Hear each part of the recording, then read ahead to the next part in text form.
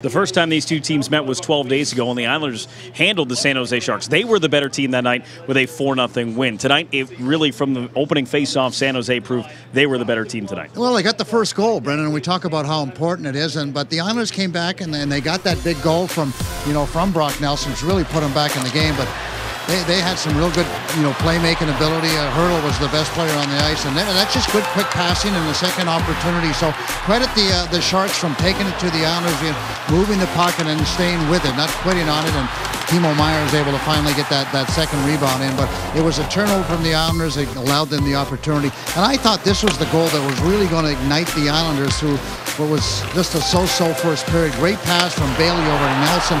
It was at the end of the period.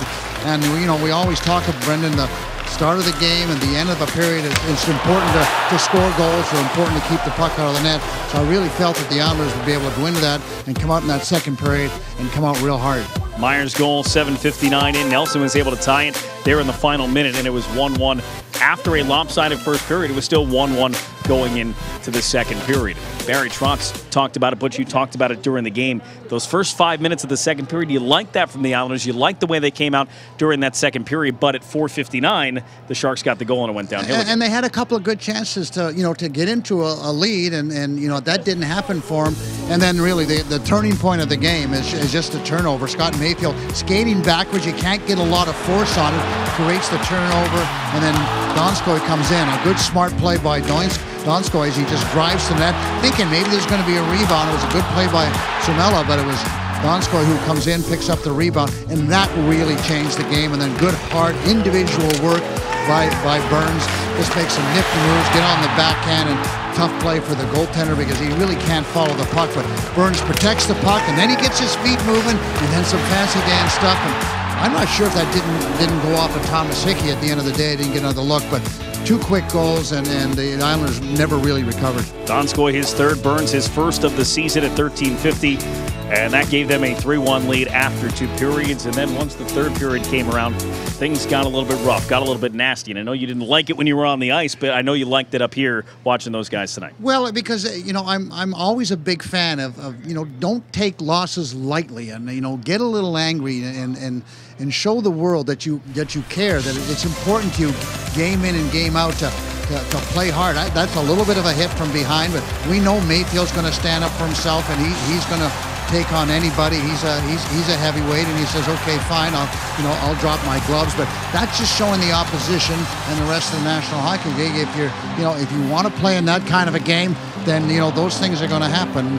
And the same with the captain, Anders Lee. I mean, they're pushing and shoving, and there's a little face wash, and Mayfield gets in, and I'm not sure how all this transpires, is where the extra penalties are, but you can see Anders Lee and Kane, and this continued on obviously a little bit later on.